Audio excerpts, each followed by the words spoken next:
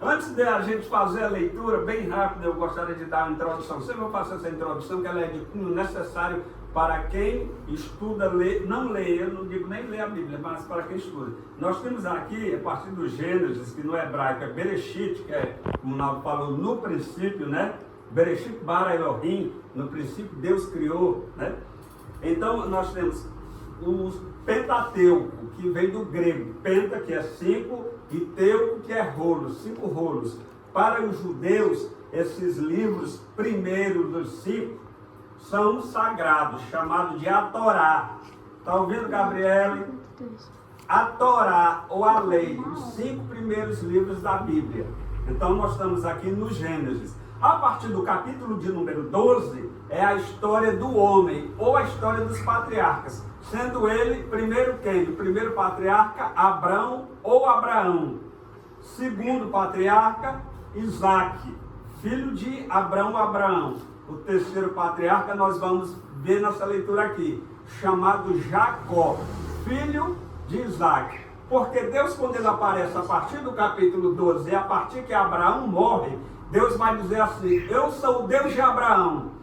Quando Isaque morre, Deus vai dizer: eu sou o Deus de Abraão e de Isaque. Quando Jacó morre, Deus ele vai se revelar aos povos daquela época da seguinte forma: eu sou o Deus de Abraão, de Isaque e de Jacó. O Deus dos primeiros patriarcas, né? A partir daí. Então nós vamos ver aqui a história desse camarada chamado Jacó.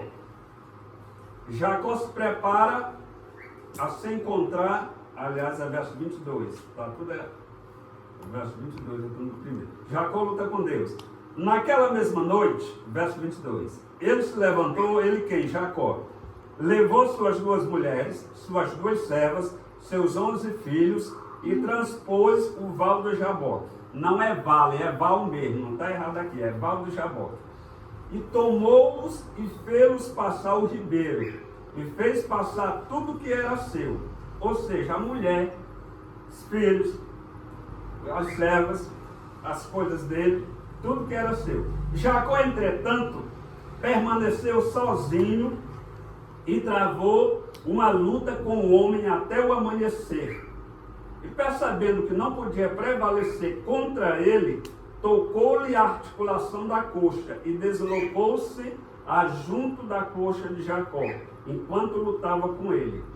Disse ele, o anjo: deixa-me ir, pois já rompe o dia.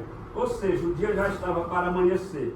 Mas Jacó respondeu: não te deixarei ir, a menos que me abençoe. E perguntou-lhe: qual o teu nome? Ele respondeu: Jacó. Então disse, no verso 28, não te chamarás mais Jacó, mas sim Israel, pois como príncipe lutaste com Deus e com os homens e prevaleceste. E Jacó disse: por favor, qual é o seu nome? Ele respondeu: por que perguntas pelo meu nome? E o abençoou ali. Jacó deu àquele lugar o nome de Peniel, pois afirmou: vi Deus face a face, e a minha alma foi poupada. Em outras traduções diz: porque vi Deus face a face, a minha alma foi salva. Aleluia. Só até aqui para a nossa meditação. Aleluia. Amém. Reinaldo, é só botar a mão na geladeira, não gastar aqui todinho. Gato, guarda o dedo. Amém? Nós temos aqui, deixar o Naldo vir para poder começar.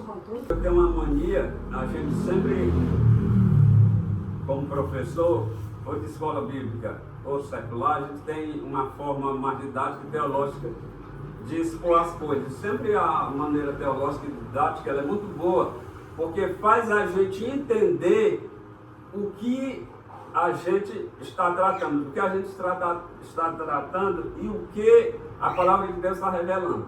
A partir de Gênesis, quando chega no capítulo, antes do capítulo 6, é muito bom a gente escutar essa introdução, que ela é muito importante para a nossa compreensão disso aqui.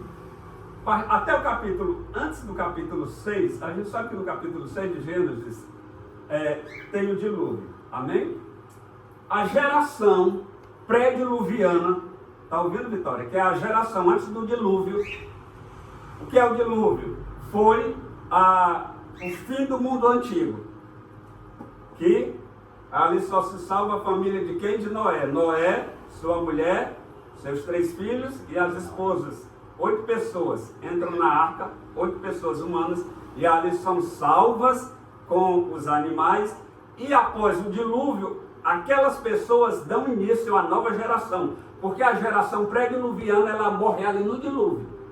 Porque Gênesis diz que o mal tinha se multiplicado e Deus se arrependeu. O arrependimento aqui não está no sentido de Deus querer ter voltado a sua palavra atrás. É porque Deus se entristeceu com os homens, né? Porque a palavra de Deus diz lá em Tiago que Deus não é, aliás, lá em Samuel, que Deus não é homem para que imita, nem filho do homem para que se arrependa. Portanto, é bom a gente entender isso. Então, a geração pré-diluviana morre ali, a geração pós-diluviana, a partir de Gênesis, amém, Vitória e Gabriel? Gênesis capítulo 12, começa a história propriamente dita humana. Não que a partir de Noé não seja humana, mas é que a partir de 12, a história, ela começa com o primeiro patriarca chamado Abrão. Depois o nome dele é mudado para Abraão, pai de multidões. Porque Abrão tem outra significação, né? E aí, Abraão recebe a promessa. Primeiro tem um chamado, sai da sua terra, da sua parentela, ele mais Sarai, tem um chamado, tem a promessa. Ele não acredita na promessa, ele faz uma coisa, ele quer dar uma ajuda a Deus que ele não poderia ter dado, que é justamente usar Agar, a serva da sua esposa, para ela intenta dar uma ajuda e dá a serva para Abraão, se deita com ela e nasce um filho. E aí ela engravida, foge para o deserto, zomba de sua esposa, lá um anjo lhe aparece, manda ela voltar para sua serva. Depois tem o nascimento de Isaac, tem a aprovação, tem ali toda a trajetória de Isaac também. Abraão morre, lá no capítulo 23, aí Abraão morre com quantos anos? Abraão morre no capítulo 25, quem morre no capítulo 23 é Sarai, com 127 anos. Abraão morre no capítulo 25, com 175 anos de idade. A partir da geração pós-diluviana, depois do dilúvio, o tempo de vida do homem foi reduzido, foi diminuído. Porque antes do dilúvio, Noé viveu 950 anos, Adão viveu 900 e tanto, Matusalém, o Metuselá, viveu 969 anos, o homem que mais viveu na vida. E aí quando chega aqui após o dilúvio, o tempo é diminuído. Abraão morre no capítulo 23, Sara no capítulo 25, aliás, Sara no capítulo 23, Abraão no capítulo 25, nasce Isaac, Isaac se casa com Rebeca, e aí de Isaac e Rebeca ele tem 2 filhos, Jacó e Esaú, que vão dar origem a 2 nações. A de Jacó é Israel, a de Esaú quem é? Edom, ou os edomitas. Por isso que lá no Gênesis, quando dá palavra ali em Gênesis 26, nos textos iniciais está dito assim: de ti nascerá 2 nações, de ti quem? De Rebeca. E essas 2 nações, o maior servirá, aliás, o menor servirá ao maior, que será Israel. E a partir daí nasce Jacó e Esaú. Só que eles são gêmeos, e eu costumo dizer o seguinte, que eles são filhos gêmeos, mas não são gêmeos, amém, Vitória? Não são gêmeos parecidos. Como é que se dá o nome de gêmeos parecidos, irmã Sirlene? Gêmeos idênticos. A medicina chama de, os gêmeos idênticos, eles são chamados de zigotos, que eles têm a mesma aparência. Os gêmeos, que eles, mesmo sendo gêmeos, não são idênticos, são azigotos, apesar de serem, assim era Jacó e Esaú.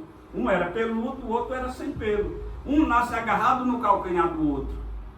E uma certa feita, eles já grandes, estão no campo, e aí, Esaú sendo primogênito, mas vinha de uma caçada, vinha cansado, vinha exausto, vinha com fome, olha para Jacó, que tinha uma porção de comida, de ensopado, diz, não se sabe o que era, se era lentilha lentilhas ou era ensopado, mas era uma comida, e ele querendo fartar-se, saciar sua fome, ele pede a ele a comida. E ele diz, olha, dá-me um pouco desse ensopado. E Jacó faz uma coisa que não deveria ter feito com ele, barganhou, usurpou, o enganou de certa forma. Por isso que o nome de Jacó, antes desse encontro com Deus, é usurpador, enganador. E aí ele diz, eu te darei o ensopado, contanto que tu me deu o direito da tua primogenitura. O que era esse direito de primogenitura no Antigo Testamento? O filho mais velho sempre tinha seu direito à primogenitura. O que isso indica? Que o filho mais velho tinha direito à herança do pai, só que o filho mais velho tinha direito à herança dobrada. Enquanto os filhos que não eram primogênitos tinham direito à herança, mas não era da forma que o primogênito tinha. O primogênito tinha, de certa forma, algo de especial, por ser o primogênito. Então ele tinha direito à herança dobrada, coisa que os outros não tinham. E ele tinha a bênção do pai também, uma bênção especial. E aí é isso que vai acontecer aqui. A partir de todos esses episódios, Jacó, ele toma as suas duas esposas, toma os seus servos, pega os seus rebanhos, seu gado, suas criações, ele passa o ribeiro, ele vai e os deixa eles em lugar seguro. O texto diz que todos vão, menos Jacó, ele fica ali no Val de Jaboque. O Val de Jaboque era uma passagem